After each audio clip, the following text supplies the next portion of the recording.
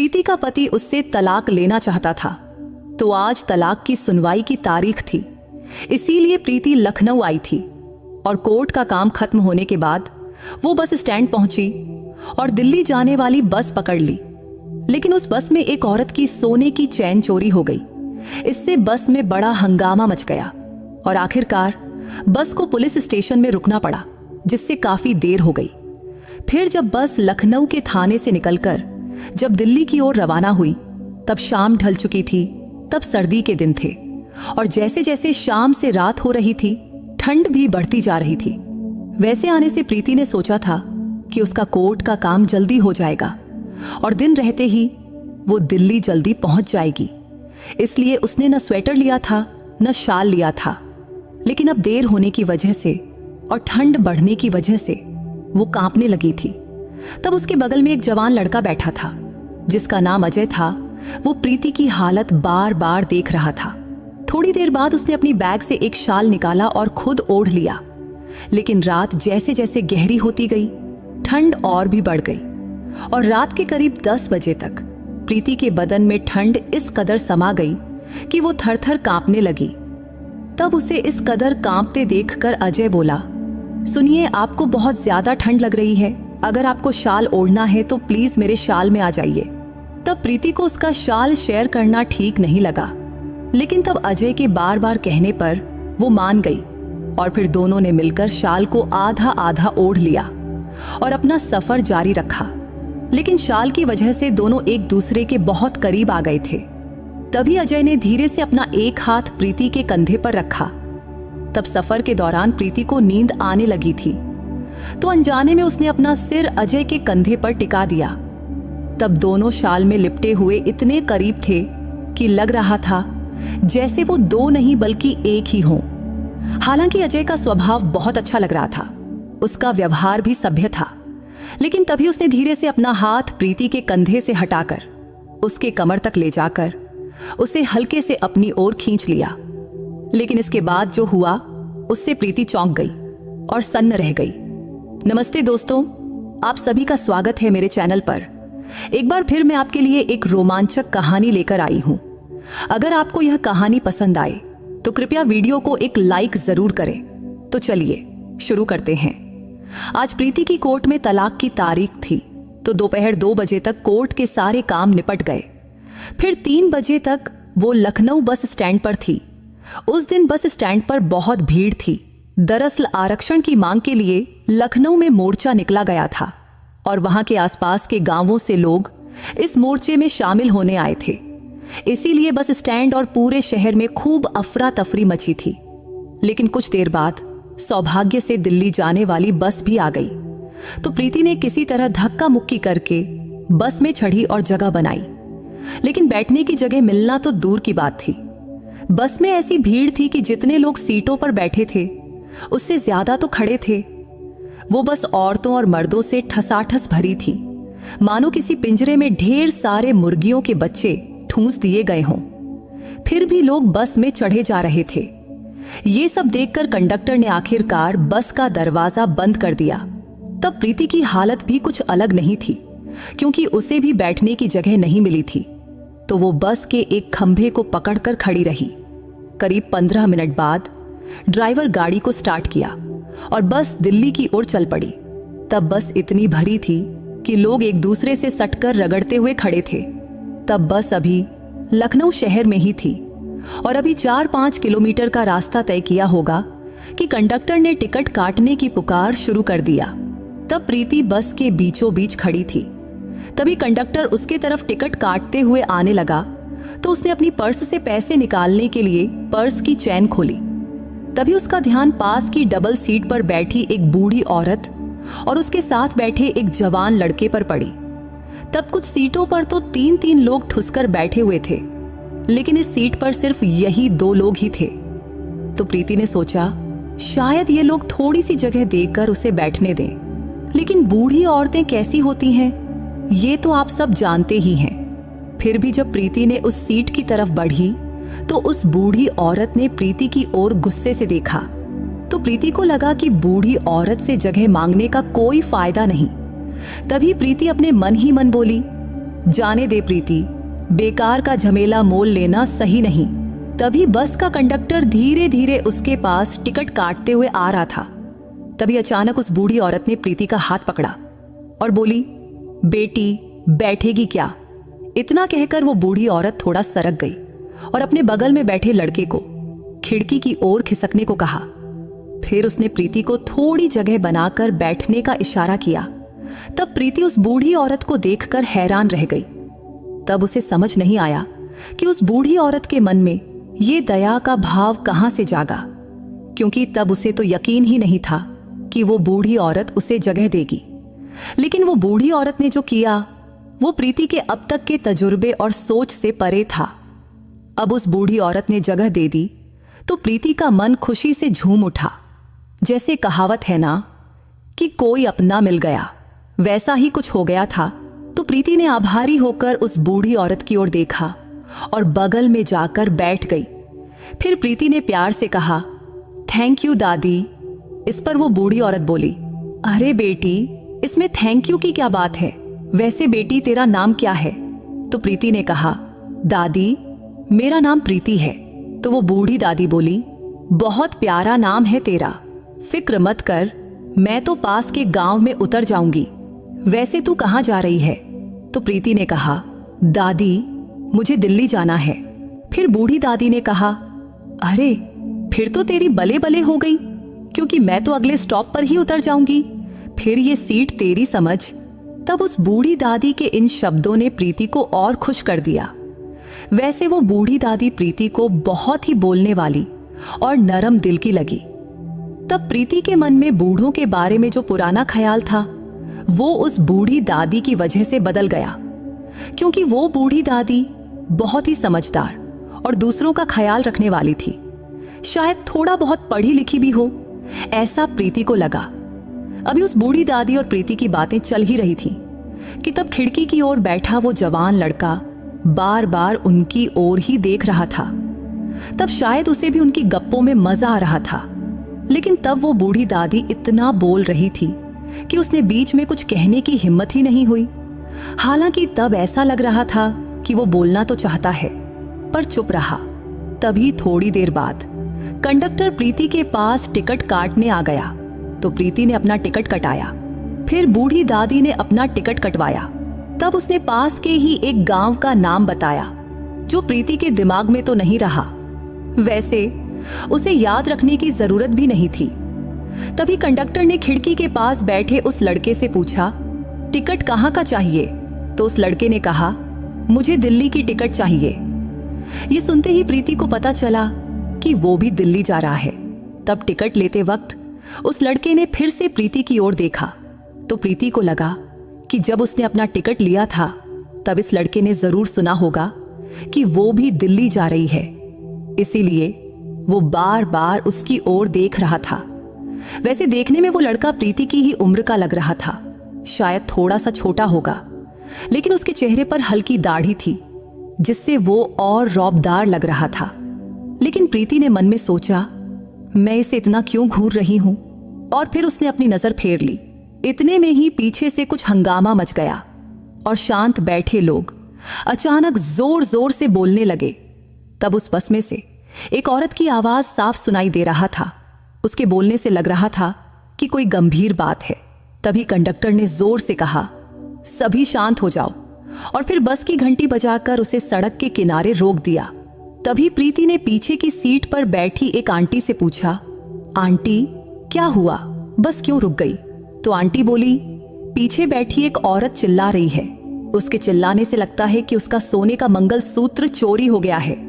तभी उस औरत का आवाज और साफ सुनाई देने लगी। वो चीख रही थी और कह रही थी कि मेरा सोने का मंगलसूत्र चोरी हो गया, किसी ने मेरे गले से चुरा लिया। तब उसके इन शब्दों से बस में सब हक्के बक्के रह गए। कुछ लोग तो खड़े होकर पीछे देखने लगे। तभी कंडक्टर ने फिर जोर से कहा, सब अपनी अपनी जगह पर बैठ जाओ, हंगामा मत करो। फिर वो उस औरत के पास गया और शांत स्वर बोला, मैडम जरा अच्छे से देखो तो, बैग में तो नहीं रखा है? इस पर उस औरत ने घबराए हुए स्वर में कहा, नहीं साहब, सब देख लिया, मगर मंगलसूत्र मेरे गले में ही था। बस में चढ़ते वक्त भी था, लेकिन अब गायब है। पक्का किसी ने चुराया है। तभी प्रीति ने उस औरत की ओर देखा तो वो औरत दिखने में सांवली थी और साधारण घर की लग रही थी।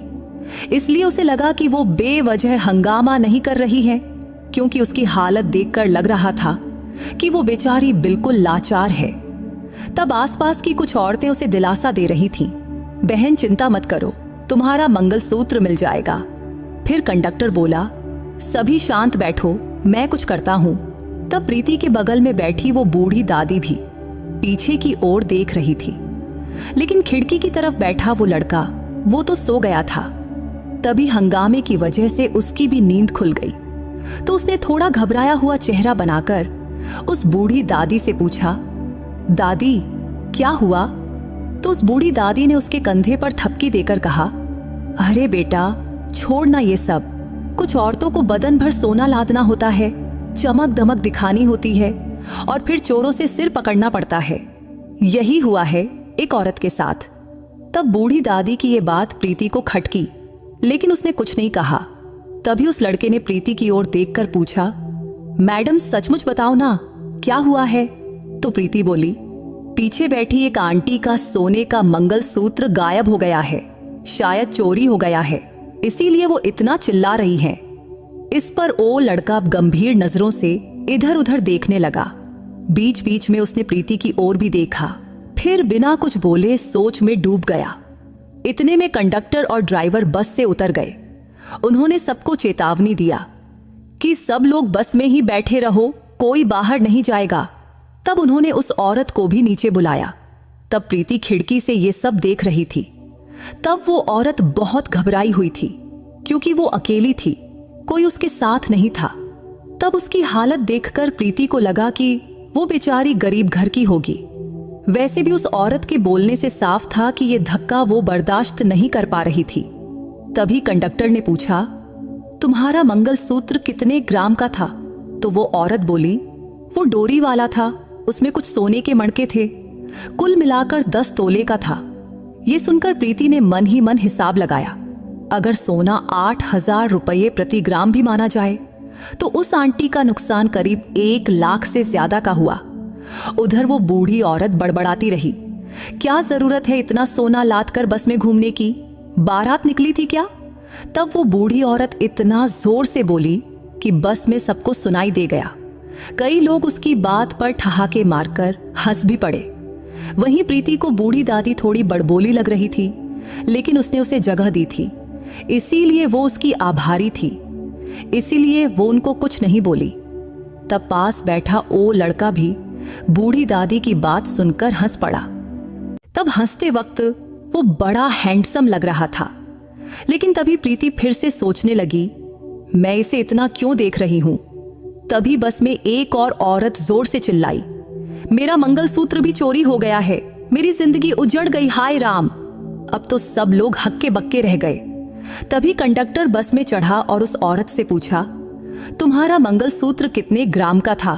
तो वो बोली, 8 तोले का था। इस पर कंडक्टर हैरानी से बोला, 8 तोले का? तभी बूढ़ी दादी ने धीरे से कहा, अब क्या, अब तो हाथ से निकल गया। तब ये बात सिर्फ प्रीति और वो लड़का ही सुना और दोनों गाल में गाल दबाकर हंस पड़े। तभी प्रीति ने भी अपने गले का मंगलसूत्र टटोला तो उसका मंगलसूत्र सही सलामत था। तो उसने मन ही मन भगवान का शुक्रिया अदा किया और सीधा बैठ गई। तभी कंडक्टर जोर से बोला, सब अपनी अपनी जगह पर शांत बैठो, ये बस अब सीधा पुलिस स्टेशन जाएगी, अब वहीं पंचनामा होगा। फिर वो पहली औरत जिसका मंगलसूत्र चोरी हुआ था वो भी बस में वापस आकर बैठ गई। फिर ड्राइवर अपनी सीट पर गया और बस चालू कर दिया। बस अब लखनऊ के पुलिस स्टेशन की ओर चल पड़ी। तभी प्रीति ने घड़ी देखी, तब 6:30 बज रहे थे। फिर कुछ ही देर में बस पुलिस स्टेशन के पास एक जगह रुक गई। फिर थोड़ी देर बाद एक कांस्टेबल बस में चढ़ा और बोला, सब लोग आराम से नीचे उतरो, अब यहाँ सबकी तलाशी और पूछताछ होगी। ये सुनकर प्रीति ने सिर पकड़ लिया, ये क्या नया ड्रामा है, अब यहाँ कितना वक्त लगेगा और बस कब आगे बढ़ेगी। तब इन सवालों ने उसका टेंशन और बढ़ा दिया। फिर सब यात्री एक एक करके नीचे उतरे। सभी को लाइन में खड़ा किया गया, मर्द एक तरफ औरतें दूसरी तरफ। थोड़ी देर बाद कुछ पुलिस वाली औरत भी आईं और तलाशी शुरू हुई।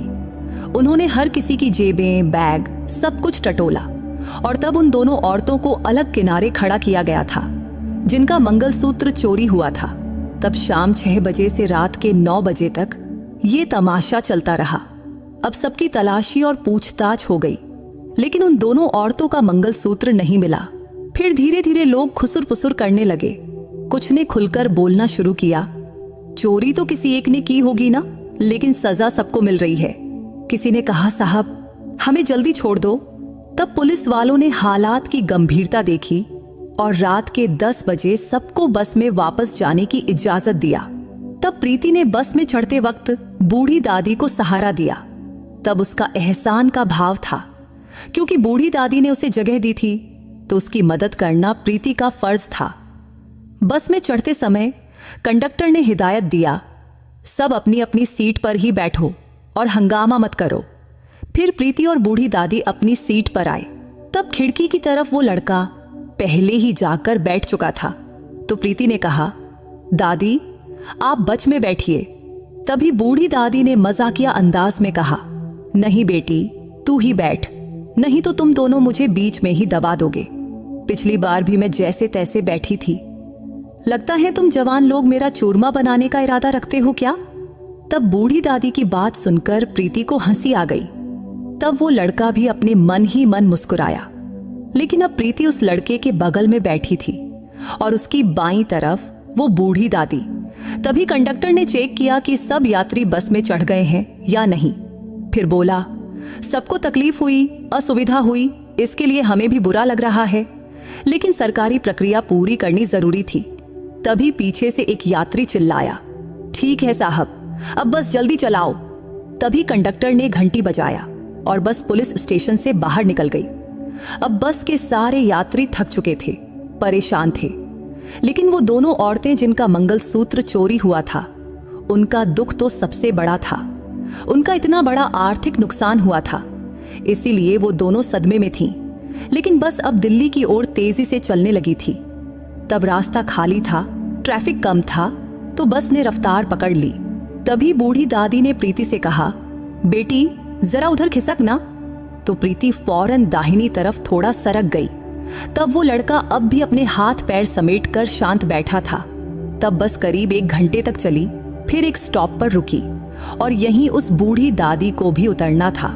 तो उतरते समय बूढ़ी दादी ने प्रीति को प्यार से देखा और बोली, बेटी अब तू आराम से बैठ, फिक्र मत कर। तब बूढ़ी दादी की ममता भरे शब्दों ने प्रीति को बहुत सुकून दिया। फिर बूढ़ी दादी ने प्रीति के सिर पर प्यार से हाथ फेरा, अपनी छोटी सी पोटली उठाई और स्टॉप पर उतर गई। तब बूढ़ी दादी का वो ममता भरा स्पर्श प्रीति को बहुत सुकून दे गया, जिससे पिछले कुछ घंटों की थकान और तनाव जैसे एक पल में गायब हो गया। तब बूढ़ी दादी के साथ कुछ और यात्री भी उतरे और बस फिर दिल्ली की ओर चल पड़ी। अब बस के अंदर की लाइटें सब बंद हो चुकी थी। तो प्रीति के बगल में बैठा लड़का अब थोड़ा खुलकर बैठा था। तभी प्रीति का कंधा हल्के से उसके कंधे से टकराया और तभी बस ने और रफ्तार पकड़ी तो हलचल थोड़ी बढ़ गई। तभी उस लड़के की जांघ का स्पर्श प्रीति की जांघ से होने लगा, लेकिन उसने इसे अनदेखा कर दिया। तब उस लड़के ने खिड़की खुली रखा था, जिससे ठंडी हवा अंदर आ रही थी, लेकिन प्रीति को वो हवा बर्दाश्त नहीं हो रही थी। तो उसने कहा, सुनिए, खिड़की बंद कर देंगे प्लीज। तो उस लड़के ने उसकी ओर देखा और बोला, हाँ जरूर, आपको अच्छा नहीं लग रहा तो बताना था ना। मैंने तो सोचा आपको हवा चाहिए, इसीलिए खुली रखी थी। रुको अभी बंद करता हूं। फिर उसने खिड़की बंद किया और माहौल थोड़ा शांत हो गया। तब सर्दी के दिन शुरू ही हुए थे और अभी तक इतनी ठंड नहीं पड़ी थी, लेकिन अब ठंड बढ़ने लगी थी। हालांकि कुछ यात्रियों ने खिड़कियां खुली रखी थीं, जिससे बस में ठंडी हवा जोरों से चल रही थी। तभी प्रीति के मन में आया, सबको बोल दे खिड़कियां बंद करो, ठंड लग रही है। लेकिन वो कोई कलेक्टर थोड़े ही थी कि सब उसकी बात मान ले, सो वो चुप रही। फिर थोड़ी देर बाद वो लड़का खड़ा हुआ और उसने ऊपर रखा अपना बैग निकाला और उसमें से एक शाल निकाला और बैग वापस ऊपर रखकर नीचे बैठ गया। फिर उसने शाल अपने चारों ओर लपेट लिया। तब प्रीति उसे देखती रही। तब उसने भी अपने मन में सोचा, काश मैं भी शाल लाई होती, लेकिन बेकार में बैग का बोझ क्यों उठाना। वैसे भी रात 9-10 बजे तक तो दिल्ली पहुंच ही जाती, लेकिन पुलिस स्टेशन में बस रुकने की वजह से वक्त बर्बाद हो गया था। लेकिन अब उसकी भरपाई सबको करनी पड़ रही थी। बस में छोटे छोटे बच्चे और बूढ़े लोग भी थे जिन्हें देर रात पहुंचने की तकलीफ होने वाली थी। अब बस में सन्नाटा छा गया था, लेकिन प्रीति के मन में विचारों का तूफान मचा हुआ था। तब रात के करीब 12 बजे होंगे, तो उसे अब बहुत ठंड लगने लगी थी। तभी बस नदी किनारे रुकी और कंडक्टर ने जोर से कहा, अगले 20 मिनट यहीं रुकेंगे, जिसे चाय पानी करना है वो फटाफट निपटा ले। तब प्रीति के लिए ये मौका था गरम चाय पीकर ठंड भगाने के लिए, तो वो फौरन बस से उतर गई। तब कई यात्री नीचे उतरे तो कुछ बस में ही रहे। फिर प्रीति नदी किनारे एक बेंच पर बैठी और चाय मंगवाई। फिर गरम चाय पीते हुए उसके शरीर में थोड़ी गर्मी आई। तब पास ही थोड़ी दूर पर वो लड़का भी खड़ा था। तभी प्रीति ने उसे देखकर पूछा, सुनिए, आपने चाय नहीं ली? इस पर वो हंसकर बोला, हाँ ले रहा हूं, मंगवाया हूं, अभी लाएंगे। फिर थोड़ी देर बाद वेटर ने उसकी चाय भी लाकर दिया। तब प्रीति के बगल में थोड़ी जगह खाली थी, तो उसने नम्रता से कहा, अगर आप चाहें तो यहां बैठ सकते हैं। इस पर उस लड़के ने हल्के से मुस्कुराकर प्रीति को थैंक यू कहा और उसके बगल में बैठ गया। फिर दोनों ने मिलकर चाय खत्म किया। चाय पीते वक्त उस लड़के ने पूछा, आप भी दिल्ली जा रही हैं ना? तो प्रीति बोली, हाँ दिल्ली ही जा रही हूं। तभी बस मिनट का ब्रेक खत्म हुआ तो सारे यात्री बस में वापस चढ़ने लगे। तो प्रीति भी बस में चढ़ गई और खिड़की की साइड जाकर बैठ गई। तभी उस लड़के ने भी उसके पीछे पीछे बस में चढ़ा। बस में चढ़ने के बाद उसने प्रीति से पूछा, सुनिए जरा खिसकेंगी? इस पर प्रीति खिसकते हुए बोली, अच्छा आप खिड़की की तरफ बैठना चाहते हैं? इस पर वो बोला, नहीं नहीं आप ही बैठिए। तो प्रीति खिड़की की तरफ थोड़ा और सरक गई और वो लड़का उसके बगल में बैठ गया। फिर उसने अपना शाल उठाया और ओढ़ लिया। शाल ओढ़ते वक्त उसने प्रीति की ओर देखा। तभी प्रीति की नजर भी उससे मिली। तब पहली बार दोनों की आंखें इस तरह टकराई थी। थोड़ी देर बाद वो लड़का ने शाल को आधा ओढ़ा और प्रीति से बोला, अगर आपको भी शाल ओढ़ना है तो शाल के अंदर आ जाइए। इस पर प्रीति हंसकर बोली, अरे नहीं नहीं, मुझे इतनी ठंड नहीं लग रही, चाय पी ली है, अब ठीक हूं, लेकिन पूछने के लिए शुक्रिया। इस पर उसने हंसा और अपनी शाल को अच्छे से ओढ़ लिया। तभी बस फिर से चल पड़ी। अब भी दोनों एक दूसरे के बिल्कुल करीब बैठे थे। तभी प्रीति के दिमाग में विचार चलने लगे, रात को स्टॉप पर उतरकर घर कैसे पहुंचूंगी? तभी उस लड़के ने बोला, आपने देखा क्या? तभी प्रीति घबराकर बोली, क्या? तो वो बोला, वो पीछे बैठी आंटी जिसका मंगलसूत्र चोरी हुआ है, वो कितनी दुखी है, उसका चेहरा एकदम उदास हो गया है। और वो आगे बैठी आंटी जिसका भी मंगलसूत्र चोरी हुआ है, लेकिन उसके चेहरे पर जरा भी फिक्र नहीं दिख रही है। इस पर प्रीति ने कहा, मतलब आप क्या कहना चाहते हैं? समझ नहीं आया। तो वो लड़का प्रीति के थोड़ा करीब आया और धीमी आवाज में बोला, मुझे लगता है कि वो आगे वाली आंटी ही चोर हो सकती है। उसी ने पीछे वाली आंटी का मंगलसूत्र चुराया होगा और खुद नाटक रच लिया कि उसका भी मंगलसूत्र गायब है। ये सुनकर प्रीति हैरान रह गई, क्योंकि तब उस लड़के के इस अनुमान ने उसे चौंका दिया था। फिर उसने उस लड़के की ओर देखकर कहा, सचमुच ये बात तो किसी ने सोची ही नहीं। पुलिस को भी उस आंटी की अच्छे से जांच करनी चाहिए थी। तभी उस लड़के ने सिर हिलाते हुए कहा, हाँ, और अगर इनका सचमुच कुछ गायब हुआ होता तो उसके चेहरे पर वो दुख दिखता, लेकिन वो तो बिल्कुल बेफिक्र लग रही है। तब प्रीति ने भी उस लड़के की बात का समर्थन किया और मन में सोचने लगी कि सचमुच पुलिस ने सबकी तलाशी ली, लेकिन शायद इन दोनों की जांच नहीं किया, इसलिए कहीं इस लड़के का अंदाजा सही तो नहीं। फिर थोड़ी देर दोनों चुप रहे। तब बस तेज रफ्तार से दौड़ रही थी, लेकिन अब प्रीति को फिर से ठंड लगने लगी थी। तभी उस लड़के ने पूछा, आपका नाम क्या है? तो प्रीति के मन में सवाल उठा, ये मेरा नाम क्यों पूछ रहा है? लेकिन फिर उसने सोचा, शायद बस में बैठे बैठे बोर हो गया होगा, तो उसने जवाब दिया, मेरा नाम प्रीति है। नाम सुनते ही वो लड़का बोला, अच्छा, बड़ा प्यारा नाम है आपका। इधर अब प्रीति को भी उसका नाम जानने की उत्सुकता हुई, तो उसने पूछा, आपका नाम क्या है? इस पर वो हंसकर बोला, मेरा नाम अजय है। थोड़ी देर बाद अजय फिर बोला, सुनिए, ये शाल ले लीजिए ना, मुझे लगता है आपको इसकी बहुत जरूरत है एल, क्योंकि आपको ज्यादा ठंड लग रही है। इस पर प्रीति ने कहा, अरे नहीं, आप ही ओढ़ लीजिए, आप मुझे अपनी शाल दे देंगे तो फिर आप क्या ओढ़ेंगे? इस पर अजय हल्के से हंसा और बोला, कुछ नहीं, लेकिन मैं मैनेज कर लूंगा। लेकिन प्रीति को उसकी शाल लेना ठीक नहीं लगा, हालांकि उसे जरूरत थी, तो वो थोड़ा हिचकिचाई। लेकिन अजय बार बार आग्रह करता रहा, अरे ले लीजिए ना। तब उसके जिद करने पर प्रीति ने शाल ले ली और कंधों पर डाल ली। शाल ओढ़ते ही उसे थोड़ा सुकून मिला। वैसे शाल पतली थी, लेकिन कॉटन की थी, तो ठंड थोड़ी कम लगने लगी। वैसे अब भी अजय प्रीति के पास ही बैठा था और अब रात के 1 बज चुके थे, तो यात्रियों को सोने के लिए बस की अंदर की लाइटें बंद थीं। सिर्फ 2 छोटी लाइटें जल रही थीं, जिनसे हल्का हल्का उजाला फैला था। उस रोशनी में सबके चेहरे धुंधले दिख रहे थे। तभी प्रीति ने खुद ही अजय से कहा, सुनिए, आपको भी तो ठंड लग रही होगी, तो ये शाल हम दोनों शेयर कर लें। आगे वो बोली, चलो आधा आधा बांट लेते हैं, आधा आप ओढ़ लो और आधा मैं। ये सुनकर अजय थोड़ा हैरान हुआ, लेकिन कुछ बोला नहीं। तभी प्रीति ने शाल का आधा हिस्सा उसकी तरफ किया, तो अजय ने शाल का एक कोना अपने कंधे पर लिया और दूसरा कोना प्रीति ने पकड़ा। लेकिन शाल इतनी बड़ी नहीं थी कि दोनों दूर दूर बैठकर खुद कर ढक सकें, इसीलिए उन्हें और करीब बैठना पड़ा। तो अब दोनों बिल्कुल सटकर बैठे थे, जिससे प्रीति की जांघ अजय की जांघ से पूरी तरह टच हो रही थी। तब आसपास के यात्री भी अपनी अपनी शालों या स्वेटर में लिपटे हुए थे और अब प्रीति भी अजय के बिल्कुल करीब बैठी थी। हालांकि ये हालात उसे थोड़े अटपटे लग रहे थे, क्योंकि अजय एक अजनबी था जिससे वो पहली बार मिली थी और अब उसे उसके साथ इतने करीब बैठना पड़ रहा था। लेकिन अजय की बातों, हाव भाव और व्यवहार से वो भरोसेमंद लग रहा था। तब बस चलती रही। अजय का कंधा अब प्रीति के कंधे से टच हो रहा था और उसका कोहनी उसके पेट के पास छू रहा था। फिर भी अजय का व्यवहार बहुत सभ्य था।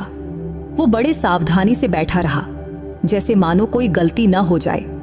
तब शाल की वजह से दोनों की देह की गर्मी एक दूसरे तक पहुंच रही थी, जिससे ठंड थोड़ी कम हो रही थी। तब दोनों काफी देर से बिना हिले डुले एक ही जगह बैठे रहे, जिससे उनके हाथ पैर अकड़ गए थे।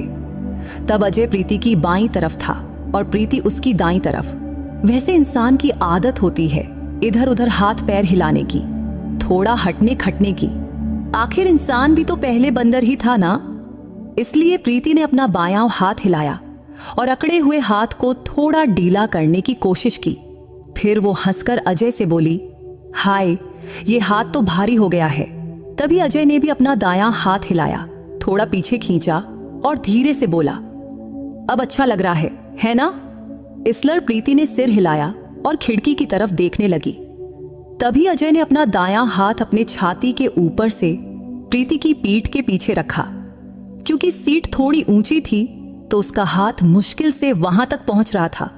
कुछ देर उसने हाथ वैसे ही रखा, लेकिन अचानक उसका हाथ सीट से फिसला और सीधा प्रीति के कंधे पर आ गिरा, जिससे प्रीति थोड़ा चौंकी। तो अजय ने फौरन कहा, सॉरी, गलती से बैलेंस बिगड़ गया। इस पर प्रीति हंसकर बोली, कोई बात नहीं, हालात ही ऐसे हैं।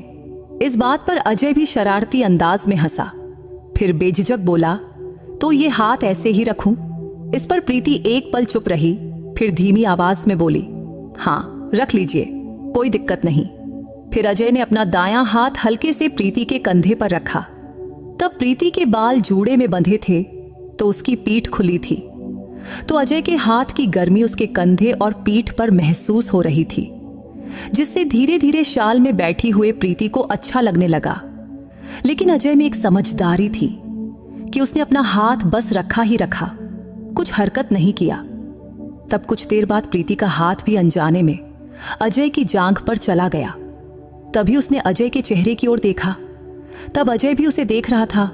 तब एक पल के लिए दोनों की नजरें टकराईं, लेकिन प्रीति ने फौरन अपनी नजरें फेर ली और खिड़की की तरफ देखने लगी।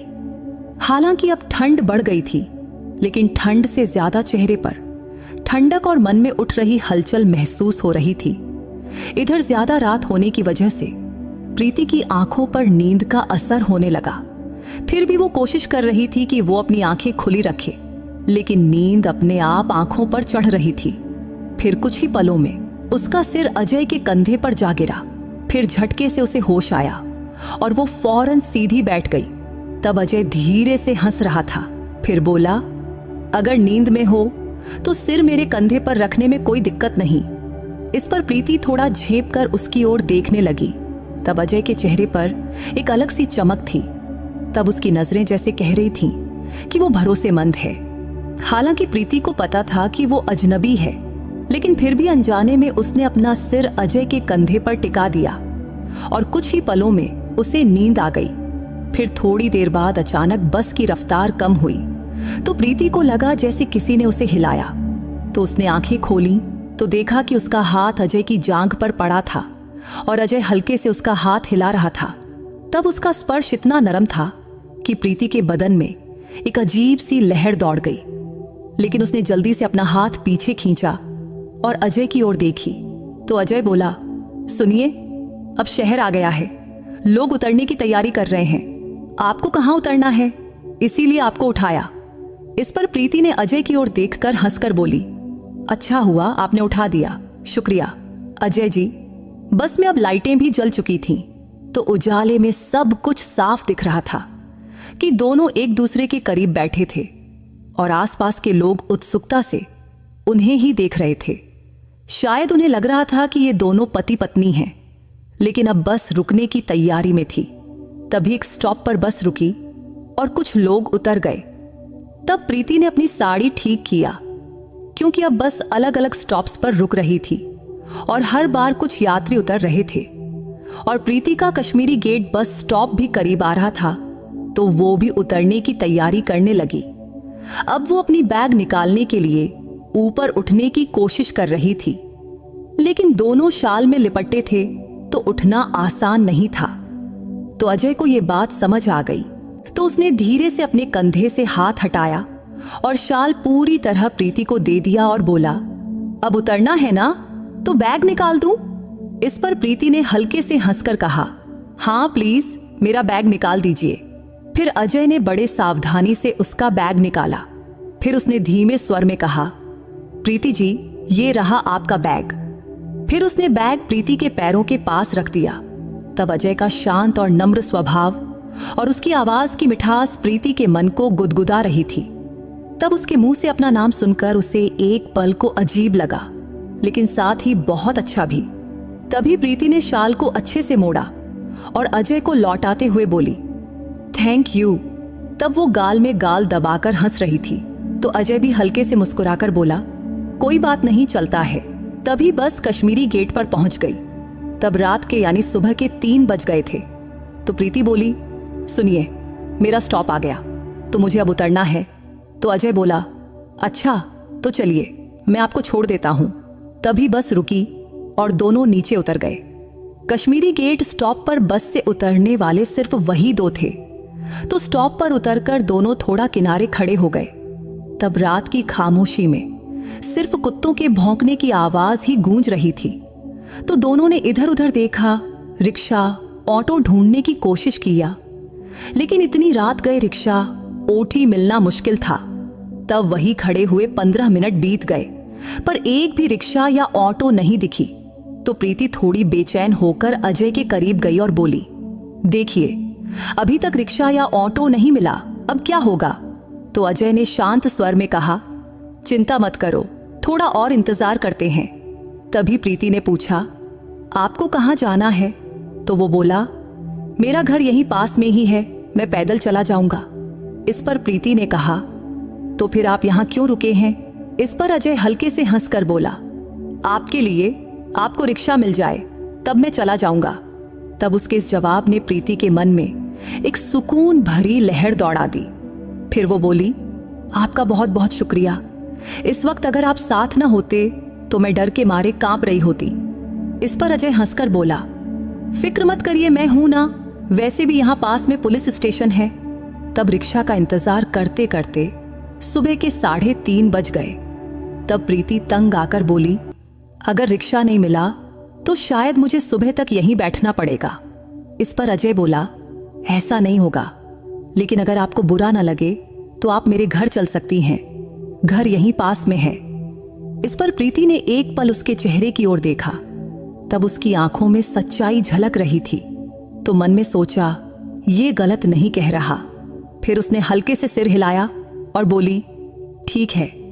इस पर अजय मुस्कुराया और बोला, चलिए फिर। उस रात की खामोशी में दोनों एक दूसरे के पीछे पीछे चल पड़े। अजय अपना बैग पकड़े हुए आगे आगे चल रहा था और प्रीति उसके पीछे। तब चलते चलते अजय ने एक बार मुड़कर देखा और धीरे से पूछा, आपका बैग मैं पकड़ लूं? इस पर प्रीति हल्के से हंसकर बोली, नहीं नहीं, रहने दीजिए, आपका बैग पहले ही भरा हुआ है, वैसे मेरा बैग इतना भारी नहीं है। तब थोड़ी दूर चलने के बाद, यानी करीब 6-7 मिनट में ही अजय एक घर के सामने रुक गया। वो घर पुराने जमाने का साधारण सा रो हाउस था। फिर उसने गेट खोला और बोला, ये मेरा घर है। फिर दोनों गेट से अंदर घुसे और अंदर की दरवाजे के पास पहुंचकर अजय ने अपने बैग से चाबी निकाला। फिर अजय ने ताला खोला और प्रीति को हाथ से इशारा करते हुए कहा, अंदर आइए। फिर प्रीति धीरे से चौखट पर कदम रखकर घर में घुस गई। वो घर साधारण लेकिन साफ सुथरा था। अंदर जाते ही अजय ने कहा, अपना बैग यहां रख दीजिए। तो प्रीति ने बैग कुर्सी पर रख दिया। फिर अजय बोला, प्रीति जी, आप पहली बार मेरे घर आई हैं, ऐसा लग रहा है कि ढंग से स्वागत भी नहीं कर पाया, फिर भी कुछ लेंगी, चाय या कॉफी? तो प्रीति ने थके स्वर में उसकी ओर देखकर कहा, नहीं नहीं अजय जी, आपने इतना कहा वही बहुत है, वैसे भी हम दोनों बहुत थक गए हैं, तो थोड़ा आराम कर लें। इस पर अजय हल्के से हंसा और बोला, बिल्कुल सही कहा प्रीति जी, वैसे वो घर छोटा था, बस 2 ही कमरे थे उसमें सामने की तरफ एक बड़ा कमरा था और पीछे एक छोटा सा किचन और बाथरूम। तभी प्रीति ने बाथरूम पूछा तो अजय ने तुरंत इशारा करते हुए कहा, वो रहा दरवाजा, मैं खोल देता हूं। फिर प्रीति बाथरूम में गई, ठंडे पानी से मुंह धोया, शीशे में खुद को देखा तो बाल थोड़े बिखरे थे, तो उसने बाल ठीक किए, साड़ी का पल्लू संवारा और बाहर आई। तब कमरे में अजय सोफे पर चादर बिछा रहा था। तब उसने पलंग छोड़कर सोफे पर सोने का फैसला किया था। तो प्रीति ने कहा, अजय जी, आप पलंग पर सो जाइए, मैं सोफे पर सो लूंगी। इस पर अजय बोला, अरे प्रीति जी, आप मेरे घर में मेहमान हैं, तो मेहमानों को पलंग देना मेरा फर्ज है, और आप फिक्र मत करिए, मुझे सोफे की आदत है। तब उसके जिद करने पर प्रीति को उसकी बात माननी पड़ी और फिर वो पलंग पर लेट गई। वो गद्दा बहुत नरम था, शायद अजय का अपना पसंद था। फिर अजय भी सोफे पर लेट गया, चादर ओढ़ लिया। तब प्रीति चादर ओढ़कर सोने की कोशिश कर रही थी, लेकिन उसके दिमाग में विचारों का तूफान मचा था कि एक अनजान इंसान के घर में वो रुकी थी। लेकिन अजय सज्जन लग रहा था तो उसे डर नहीं लग रहा था। कमरे में बल्ब भी जल रहा था, जिसकी रोशनी सीधे आंखों पर पड़ रही थी, जिससे नींद नहीं आ रही थी। तो प्रीति ने धीमे स्वर में कहा, अजय जी, ये बल्ब बंद कर देते तो अच्छा होता। इस पर अजय बोला, हाँ, मैं भी बल्ब बंद करना चाहता था, लेकिन आपके लिए चालू रखा। तभी प्रीति ने कहा, नहीं, मैं तो रात में बल्ब बंद करके ही सोती हूँ। ठीक है, आपकी बात मानता हूँ, कहकर अजय ने बल्ब बंद कर दिया। अब कमरे में सन्नाटा छा गया, सिर्फ खिड़की से हल्की रोशनी अंदर झांक रही थी। अब दोनों सोने की तैयारी में थे, क्योंकि सफर की थकान बदन पर हावी थी और बस यात्रा की मुसीबतों की यादें मन में ताजा थीं। फिर कुछ ही देर में प्रीति को नींद आ गई। फिर पता ही नहीं चला कब सुबह हुई। सुबह कहीं से हल्की सी आवाज आई। तब प्रीति ने अपनी आंखें खोली और चादर मुंह से हटाई और सामने देखी। तभी अजय हंसकर बोला, गुड मॉर्निंग। तो प्रीति थोड़ा घबराकर बोली, गुड मॉर्निंग। तब उसने अजय की ओर देखा तो उसने कपड़े बदल लिया था और एक फिटिंग वाला टी-शर्ट पहना था, जो उसके सुदृढ़ शरीर को और आकर्षक बना रहा था। और उसका लंबा चौड़ा कद उसे और भी सुंदर दिखा रहा था। तो प्रीति कुछ पल तो उसे देखती ही रही, फिर खुद को संभाली। तभी अजय बोला, आप फ्रेश हो लीजिए, तब तक मैं चाय बनाता हूं। फिर प्रीति बाथरूम गई। वहां लाल दंत मंजन और कोलगेट रखा था। हालांकि उसके पास ब्रश नहीं था, तो उसने उंगली से दंत मंजन लगाकर दांत साफ किया, मुंह धोया, फिर शीशे में देखकर बाल ठीक किया और बाहर आई। बाहर आते ही किचन से चाय और दूध की खुशबू आ रही थी। तो प्रीति जाकर सोफे पर बैठी और अपने बैग की ओर देखी। तो बैग वैसे ही था जैसा रात में छोड़ा था। तो अब वो वापसी की तैयारी में थी। तभी अजय किचन से बाहर आया। तब उसके हाथ में चाय का 2 कप था। उसने कप प्रीति के सामने रखते हुए कहा, लीजिए प्रीति जी, अदरक वाली गर्मा गर्म चाय, इससे ताजगी आ जाएगी। इस पर प्रीति बोली, अरे आपने क्यों तकलीफ किया? तो अजय ने हंसकर कहा, तकलीफ कैसी, अपने लिए बना रहा था तो आपके लिए भी 1 कप और बना लिया। तब प्रीति उसकी बात सुनकर हल्के से मुस्कुराई और चाय का कप उठा लिया। वो चाय इतनी शानदार थी कि कुछ पल के लिए रात के सफर की सारी थकान ही गायब हो गई। तब चाय पीते हुए प्रीति के मन में ख्याल आया, क्या ये यहाँ अकेले रहते हैं? ये ख्याल आते ही उसने पूछ लिया, अजय जी, क्या आप यहाँ अकेले रहते हैं? इस पर अजय हंसा और बोला, नहीं, मेरी माँ मेरे साथ रहती हैं, लेकिन वो अभी गांव गई हैं। तब उसके इस जवाब से प्रीति के मन में अब 2 ही सवाल उठे, या तो वो शादीशुदा है या कुंवारा। तब उसने अजय को थोड़ा गौर से देखी। फिर इस बारे में पूछना उसे सही नहीं लगा। तो चाय खत्म करके उसने कप साइड में रखी और खड़ी हो गई। फिर बोली, अजय जी, आपने मेरी बहुत मदद की है, इसके लिए मैं आपकी बहुत बहुत शुक्रगुजार हूं, लेकिन अब मुझे चलना चाहिए। इतना कहकर वो दरवाजे की ओर बढ़ने लगी। तभी कुछ याद आया और वो मुड़कर बोली, आपका मोबाइल नंबर मिल सकता है? इस पर अजय हंसकर बोला, हाँ जरूर। फिर प्रीति ने अपना फोन निकाला और उसका नंबर अपने फोन में सेव किया और उसे एक मिस्ड कॉल दिया। तब अजय का फोन टेबल पर रखा था। तभी रिंग बजी और वो बोला, हाँ आपका कॉल आ गया। तभी प्रीति हल्के से हंसी और बोली, शुक्रिया, फिर मिलते हैं कभी। फिर अजय ने कहा, हाँ जरूर। फिर प्रीति घर से बाहर निकली, ऑटो पकड़ी और अपने घर पहुंच गई। घर पहुंचते ही उसकी मां ने पूछा, कहाँ थी तू? कितने फोन किए, तूने उठाया नहीं और वहां से भी कुछ बताया नहीं।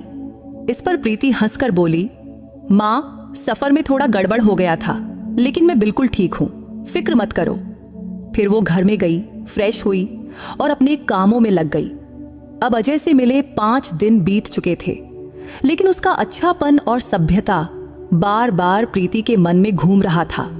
तब कहीं ना कहीं उसे एक उम्मीद थी कि अजय उसे एक बार फोन तो जरूर करेगा, लेकिन उसने ऐसा कुछ नहीं किया। जबकि उसका शांत और सौम्य स्वभाव प्रीति को और ज्यादा आकर्षित कर रहा था। तो छठे दिन सुबह प्रीति से रहा नहीं गया, तो उसने खुद ही अजय को फोन किया। तब पहली बार फोन का रिंग लंबा बजा, लेकिन उसने उठाया नहीं। फिर 5 मिनट बाद अजय का कॉल आया, तो प्रीति ने उत्सुकता से फोन उठाया और कहा, हेलो। तो उधर से अजय की शांत लेकिन मधुर आवाज आई, हेलो प्रीति जी, आप कैसी हैं? तब उसकी आवाज में थोड़ा सा घबराहट थी, शायद उसे प्रीति के फोन की उम्मीद नहीं थी। तो प्रीति ने फटाफट जवाब दिया, आपकी याद आई तो फोन किया। इस पर अजय धीरे से बोला, अच्छा, बहुत अच्छा किया। फिर उनकी बातें शुरू हो गईं। क्या बोले, कैसे बोले, पता ही नहीं चला, क्योंकि गपशप इतनी रंगीन थी कि रुकने का नाम ही नहीं ले रही थी। तभी प्रीति के फोन पर दूसरी तरफ से वकील का कॉल आने लगा। तो उसने अजय से कहा, सुनिए, मेरा एक जरूरी कॉल आ रहा है। इस पर अजय बोला, कोई बात नहीं। तभी प्रीति ने जल्दी से पूछा, अभी कॉल काटिए मत, वैसे आप आज क्या कर रहे हैं? तो अजय ने कहा, कुछ खास नहीं, थोड़ा बाहर जाना है। तो प्रीति ने हिम्मत करके पूछा, क्या हम आज मिल सकते हैं या फिर कल? तब उधर कुछ पल खामोशी छाई रही। तो प्रीति को लगा कहीं कॉल कट तो नहीं गया, लेकिन स्क्रीन पर कॉल चालू दिख रहा था। तभी अजय ने शांत स्वर में जवाब दिया, हाँ ठीक है, कहाँ मिलना है? तो प्रीति बोली, लोधी गार्डन में, कल सुबह 10 बजे, चलेगा? इस पर अजय ने कहा, हाँ ठीक है, फिर कॉल कट हो गया। अगले दिन सुबह प्रीति बहुत उत्साह से उठी। तब उसके मन में एक अजीब सा जोश था। तब अपनी माँ को बताकर वो तैयार हुई और 8 बजे घर से निकल पड़ी और ठीक 9:40 पर वो लोधी गार्डन पहुंच गई। तब गार्डन में कुछ ही लोग आए हुए थे, तो एक बेंच पर बैठकर वो अजय का इंतजार करने लगी। लेकिन तब प्रीति के मन में उथल पुथल मची थी। क्या अजय आएगा? कहीं उसने मुझे बेवकूफ तो नहीं बनाया? लेकिन नहीं, वो ऐसा कुछ करेगा ऐसा नहीं लगता। तभी उसका फोन बजा तो स्क्रीन पर अजय का नाम दिखा। तो उसने जल्दी से फोन उठाया तो अजय ने पूछा, हेलो, आप कहाँ हैं? तो प्रीति ने कहा, मैं यहाँ हूँ, गार्डन के बाईं तरफ गुलाब के पौधों के सामने, बस आ रहा हूँ। इतना कहकर अजय ने फोन काट दिया। इधर अब प्रीति की धड़कनें तेज हो गईं। उसने खुद को देखा, दुपट्टा ठीक किया। उसने रंग बिरंगा स्लीवलेस टॉप और मैचिंग दुपट्टा पहना हुआ था। तब कुछ ही पलों में वो अजय को दूर से अपनी ओर आते देखकर खड़ी हो गई। तब उसे देखते ही उसका दिल और जोर जोर से धड़कने लगा। तभी अजय पास आया और हंसकर बोला, सॉरी, थोड़ा लेट हो गया। इस पर प्रीति ने हंसकर कहा, कोई बात नहीं, बस 10 मिनट की देरी हुई है। तभी वो थोड़ा घबराई हुई बेंच पर बैठ गई। तब चारों तरफ हवा में लहराते पेड़ों की छांव, पक्षियों की चहचहाहट और उनके बीच की खामोश बातों ने एक रोमांटिक माहौल बना दिया था। इसके साथ ही अजय का सादा और सच्चा व्यक्तित्व धीरे धीरे प्रीति का दिल जीत रहा था। लेकिन उसे समझ नहीं आ रहा था कि बात शुरू कैसे करे। तभी उसने अजय की ओर देखकर धीरे से पूछा, आपका गांव कहाँ है?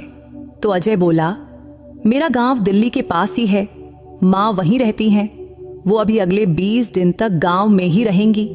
इस पर प्रीति ने पूछा, अच्छा, तो खाना पीना कैसे मैनेज करते हैं? इस पर अजय हंसकर बोला, एक टाइम बाहर से मैनेज कर लेता हूं और एक टाइम घर पर जो बन जाए वही खा लेता हूं। तब उसके सादे और मजेदार जवाब पर प्रीति भी हंस पड़ी। तब वो प्रीति के कपड़ों को ही देख रहा था, जैसे कुछ पूछना चाहता हो, लेकिन हिम्मत नहीं कर पा रहा था। इसलिए कुछ पल खामोशी में बीते। फिर आखिरकार अजय ने पूछ ही लिया, और आपके मिस्टर वो कहाँ रहते हैं? तब ये सवाल सुनकर प्रीति थोड़ा चुप हो गई। तभी अजय ने फौरन सॉरी कहते हुए घबराकर पूछा, कुछ गलत तो नहीं पूछ लिया? इस पर प्रीति ने शांत स्वर में कहा, नहीं नहीं, ऐसी कोई बात नहीं। सच कहूं तो मेरे पति के साथ मेरी कुछ दिक्कतें थीं, इसलिए हमारा लखनऊ कोर्ट में केस चल रहा है और हमारे तलाक की प्रक्रिया शुरू है। तब उसके जवाब से अजय थोड़ा गंभीर हो गया। फिर उसने नम्रता से कहा, सॉरी, मुझे नहीं पता था। तभी प्रीति ने अजय की ओर देखकर कहा, अजय जी, आप सॉरी क्यों कह रहे हैं? जिंदगी है, इसमें अच्छा बुरा तो चलता ही रहता है। वैसे भी भगवान किसी को परफेक्ट जिंदगी नहीं देता। इस पर अजय हंसकर बोला, सच कहा प्रीति जी, आप बिल्कुल ठीक कह रही हैं। तब उसकी आंखों में प्रीति के लिए इज्जत साफ झलक रही थी। तब बातों बातों में वक्त कब बीत गया पता ही नहीं चला। जब प्रीति को प्यास लगी तो उसने पर्स से छोटी सी पानी की बोतल निकाली और एक घूंट पीकर उसने अजय को दी। फिर अजय ने उसी बोतल से पानी पिया और धीरे से थैंक यू कहा। तब उसके सादी व्यवहार से प्रीति को बहुत अपनापन महसूस हुआ। तभी अजय ने पूछा, कुछ नाश्ता कीजिएगा? तो प्रीति बोली, नहीं, मैंने कर लिया है, लेकिन अगर आपको करना है तो चल सकते हैं। फिर अजय उसे पास के रेस्टोरेंट में ले गया। फिर दोनों ने मजे से छोले भटूरे खाया। खाने के बाद प्रीति ने बिल देने के लिए पर्स से पैसे निकाली। तभी अजय बोला, रहने दीजिए, मैं दे दूंगा। तब उसके इस रिस्पेक्ट भरा स्वभाव से प्रीति को बहुत अच्छा फील हुआ। तब नाश्ते के बाद वक्त कैसे बीत गया पता ही नहीं चला। अब दोपहर का 2 बज गया था। तो आखिरकार अजय ने हंसकर कहा, चलो प्रीति जी, अब चलते हैं, फिर कभी मिलते हैं। इस पर प्रीति ने भी हंसकर कहा, हाँ जरूर, लेकिन आपको एक बार मेरे घर जरूर आना चाहिए, फिर हमें ये दोस्ती निभानी चाहिए। इस पर अजय बोला, हाँ जरूर आऊंगा, आपका न्योता मंजूर है। फिर प्रीति ने शरारती लहजे में पूछा, वैसे कब आ रहे हैं? इस पर अजय ने जवाब दिया, 4-5 दिन बाद शाम को आ जाऊंगा। तभी प्रीति ने कहा, शाम को सिर्फ आना ही नहीं है, आपको मेरे घर पर खाना भी खाना पड़ेगा। तो अजय ने शरारती भरे लहजे में जवाब दिया, ठीक है, और फिर दोनों हंस पड़े। इसके बाद घर लौटने के बाद प्रीति बार बार अजय के ख्यालों में ही खोई रहती, क्योंकि उसका सादापन और संयम उसके मन को बहुत भा रहा था। और ये बात उसे सबसे खास लगी कि अजय ने उसके अतीत के बारे में ज्यादा सवाल नहीं किया। इसलिए तो उसके व्यवहार में एक अनोखा जादू जैसा उसे लग रहा था, जो प्रीति के दिल को बार बार छू रहा था। सोमवार का दिन था। उसकी मम्मी पापा एक शादी में गए थे और प्रीति घर पर अकेली थी। तब अजय के विचारों ने उसके मन को पूरी तरह जकड़ लिया था। तभी आखिरकार उसने शाम को अजय को खाने का न्योता देने के लिए फोन किया। तब अजय ने खुशी खुशी हामी भर दिया। वैसे भी उसने 4-5 आने को कहा था, तो आज आता ही, लेकिन उससे पहले ही प्रीति ने कॉल कर दिया। फिर शाम होते ही प्रीति की बेचैनियां बढ़ने लगी। वो तरह तरह के खाने बनाने लगी। जब शाम का 8 बजा तब दरवाजे की घंटी बजी तो प्रीति का दिल जोर जोर से धड़कने लगा। फिर उसने दरवाजा खोला। तब दरवाजा खोलते ही अजय के चेहरे पर शांत सी मुस्कान देखकर प्रीति के चेहरे पर भी हंसी खिल गई। फिर अजय अंदर आकर सोफे पर बैठा और प्रीति रसोई में चली गई और खाना बनाने लगी। तब उसने पनीर की सब्जी, तूप लगी रोटियां, खड़ी और साथ में तीखा सलाद बनाया। तब कम वक्त में खाना तैयार हो गया। फिर दोनों टेबल पर बैठकर गपशप करते हुए खाना खाने लगे। तब खाना खाते खाते मजेदार बातें होती रहीं। तब अजय ने प्रीति के खाने की तारीफ करते हुए कहा, प्रीति जी, इतनी मजेदार पनीर की सब्जी, सलाद और खड़ी, बहुत दिनों बाद घर का खाना खाने का मजा आया है। तब उसकी तारीफ से प्रीति का मन खुशी से भर गया। फिर खाना खत्म होने के बाद दोनों सोफे पर बैठे, टीवी चालू किया और हल्की फुल्की बातें करने लगे। तभी प्रीति ने हंसकर पूछा, अजय जी, आपको आइसक्रीम पसंद है? तो अजय ने शरारती अंदाज में कहा, सच कहूं तो खाने के बाद कभी आइसक्रीम नहीं खाई है, लेकिन आपकी बात कैसे टाल सकता हूं। तभी प्रीति ने फौरन फ्रिज से 2 आइसक्रीम निकाली, एक अजय को दी और दूसरी खुद ली। फिर दोनों साथ में आइसक्रीम खाने लगे। तब भी अजय का सादापन और स्वभाव प्रीति को बहुत भा रहा था। तब आइसक्रीम खत्म होने के बाद दोनों फिर से सोफे पर बैठ गए। फिर अजय ने कहा, आपका मोबाइल तो बहुत अच्छा है, कौन सा है? तो प्रीति ने हंसकर जवाब दिया, सैमसंग का है, ज्यादा महंगा नहीं लेकिन अच्छा है। तभी अजय थोड़ा और करीब सरक गया और प्रीति के हाथ पर हल्का सा छूते हुए बोला, कोई मजेदार कॉमेडी वीडियो दिखाइए ना। तो प्रीति ने मोबाइल पर कुछ मजेदार रील्स चलाई। फिर दोनों देखकर खूब हंसे। तब उस हंसी और बातों में दोनों एक दूसरे के और करीब आ गए थे। तभी अजय ने प्रीति के कंधे पर हल्के से हाथ रखा तो प्रीति थोड़ा घबरा गई, लेकिन कुछ बोली नहीं, क्योंकि उसके स्पर्श में एक खास तरह का अपनापन था। लेकिन धीरे धीरे अजय ने उसे अपनी ओर खींच लिया। तब उसकी आंखों में साफ साफ भावनाएं झलक रही थीं। तो प्रीति ने भी उसे रोका नहीं। तब उनके चेहरे आसपास आए और अनायास ही दोनों के होंठ एक दूसरे को हल्के से छू गए। उस पल में प्रीति का मन और शरीर अजय के स्पर्श से सराबोर हो गया। तभी अजय ने उसे धीरे से सोफे पर लिटाया और उसकी गर्दन पर हल्का सा चुंबन दिया, जिससे प्रीति के बदन में जैसे बिजली सी दौड़ गई। तो उसने अपनी आंखें बंद कर ली और उस लम्हे का आनंद लेने लगी। फिर अजय ने उसके बालों पर हाथ फेरा, दुपट्टा साइड में किया और दोनों प्यार की एक अनोखी दुनिया में खो गए। उस रात अजय ने उसे भरपूर प्यार दिया और प्रीति ने भी पूरे दिल से उसका साथ दिया। तब एक दूसरे की बाहों में वो रात प्रीति के लिए अविस्मरणीय बन गई। सुबह जब प्रीति की आंख खुली तो अजय उसके पास ही था। तब उसे शांत सोते देख प्रीति का मन उसकी रात की प्रेम भरी यादों से भर गया।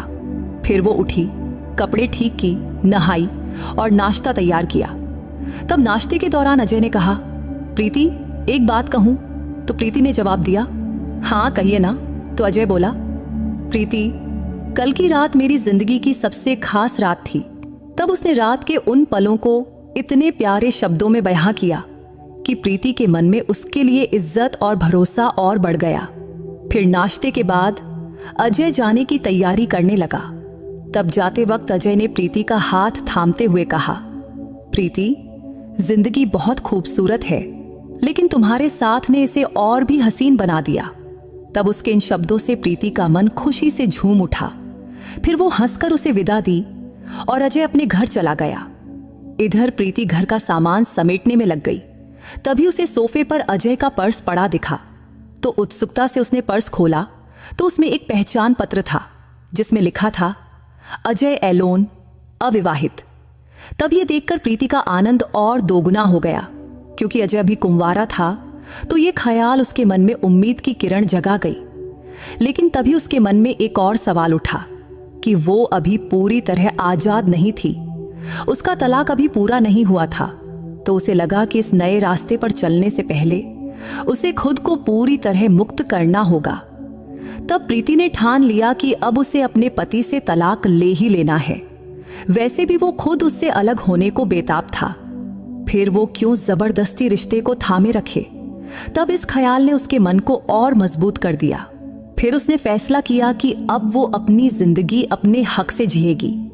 उसी दिन अजय का फोन आया और उसने कहा, प्रीति कल सुबह मेरे घर आ जाओ ना।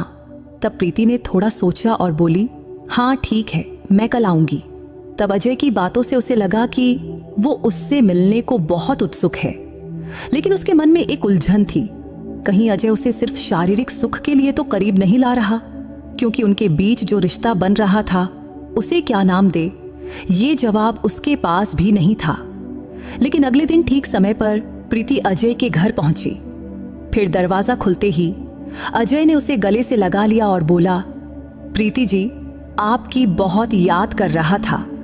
उस दिन तो मन कर रहा था कि आपकी छोड़ूं ही नहीं और हमेशा के लिए आपके साथ ही रहूं। तब उसके इन शब्दों से प्रीति का दिल खुशी से भर गया। फिर अजय ने उसे हल्के से चूमा, लेकिन प्रीति ने उसे रोकते हुए कहा, अजय रुक जाओ, मुझे कुछ कहना है। हाँ बोलो ना प्रीति, अजय ने चिंतित स्वर में कहा। तो प्रीति ने उसकी आंखों में आंखें डालकर कहा, अजय मेरी शादी पहले हो चुकी है। आपको पता है कि मेरा तलाक का केस लखनऊ कोर्ट में चल रहा है, इसलिए मैं अभी पूरी तरह आजाद नहीं हूं। लेकिन मैं आपसे पूछना चाहती हूं, क्या आप मेरा जिंदगी भर का साथी बनोगे? क्योंकि मुझे सिर्फ शारीरिक सुख के लिए कोई नहीं चाहिए, बल्कि मुझे जीवन साथी चाहिए। अगर आप तैयार हो तो मेरे लिए इससे बड़ा सौभाग्य कुछ नहीं। तब ये सुनकर अजय के चेहरे पर खुशी की लहर दौड़ गई। उसने अचानक प्रीति को दोनों हाथों से पकड़कर अपने गोद में उठाया और हंसकर बोला, प्रीति जी, आपने तो मेरे दिल की बात कह दी। वैसे भी मुझे आपके अतीत से कोई मतलब नहीं, मैं सिर्फ आपका भविष्य का हिस्सा बनना चाहता हूं। इसलिए आप जैसी है मुझे वैसी ही चाहिए। मेरे घर में सिर्फ मेरी माँ है और वो मेरे फैसले को जरूर मंजूर करेंगी।